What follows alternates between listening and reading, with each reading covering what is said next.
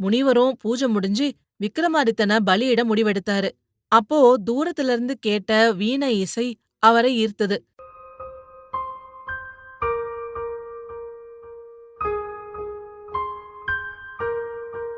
இசை வந்த திசை நோக்கி விக்ரமாதித்தன் நடந்தாரு. அங்க ஒரு அழகான பெண் இருட்டுல உக்காந்து வீணை வாசிச்சுட்டு இருந்தாங்க. அந்த பெண் கிட்ட போன விக்ரமாதித்தன் அந்த பெண்ண பார்த்து, "நீ யார்? ஏன் இந்த காட்டுக்குள்ள உக்காந்து வீணை வாசிச்சுட்டு இருக்க?" அப்படின்னு கேட்டாரு. அந்த பெண் வேறு யாரும் இல்ல, தேவ ரகசியத்த கேட்ட புட்பதத்தனோட மனைவி தேவதத்தை. அவ தன்னோட கதைய விக்ரமாதித்தன் கிட்ட சொன்னாங்க. அந்த கதைய கேட்டதும் விக்ரமாதித்தனுக்கு தேவதத்தை மேல இரக்கம் வந்துருச்சு. உங்களோட சாபம் தீரணும்னா என்ன செய்யணும் அப்படின்னு தேவதத்தை கிட்ட கேட்டாங்க.